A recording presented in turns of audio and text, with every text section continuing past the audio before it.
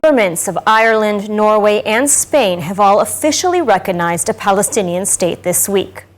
They take this step as Israelis are trying to heal from the collective national trauma of the October 7th massacre, the worst massacre of Jews since the Holocaust.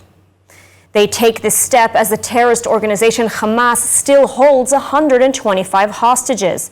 They take this step as Hamas continues to indiscriminately fire rockets against Israeli civilians, sending a barrage of missiles at Tel Aviv and central Israel from Rafah just this week.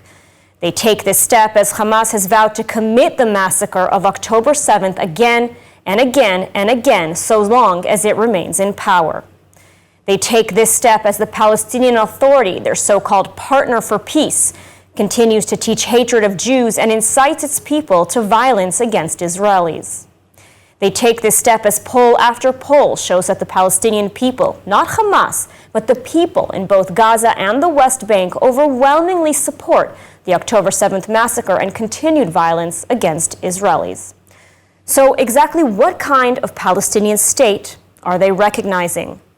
And if these countries do truly envision a future of peace and coexistence between Israelis and Palestinians, as we all hope for the future, why are they not condemning Hamas for its war crimes? Why are they not pressuring Hamas to release the hostages? Why are they not demanding Hamas to surrender as a condition to recognizing a peaceful Palestinian state? Why instead are they rewarding Hamas and the Palestinian civilians? And yes, thousands of Palestinian civilians took an active part in October 7th with a state, a terrorist state. Let's be absolutely clear. Ireland, Norway, and Spain are not recognizing a Palestinian state because they care so deeply for human rights. If they did, they would seek the elimination of Hamas and its radical ideology of hate that has resulted in so much death and destruction for Israelis and Palestinians.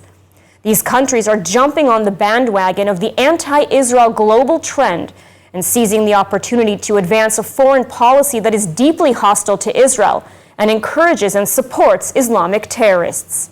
This is shockingly evident. Norway refuses to label Hamas a terrorist organization. The foreign minister of Norway even prohibited the king from sending a letter of condolence to Israel after October 7th, and has at times refused to call for the release of the hostages. But the Spanish deputy prime minister perhaps sums it up best, when a few days ago she didn't call for peace or for two states living side by side in coexistence. No, she openly called for the elimination of the state of Israel and the establishment of a Palestinian state in its place. Take a look for yourself. Palestina será libre desde el río hasta el mar. With this recognition, these countries send a clear message to Israel. Your security, your very existence at a time when you are fighting for your very survival doesn't matter. With this recognition, they send a clear and dangerous message to Hamas and other Islamic terrorist organizations around the world. Keep it up. October 7th was a success. Terrorism clearly pays, especially when it's against Israel and against Jews. And moving on, the governments of Ireland, Norway, and Spain have all officially recognized the Palestinian state on Tuesday, yet not all their constituents support such a decision. Christian leaders in Ireland and Norway have openly rejected their government's decisions, calling it a reward for terrorism.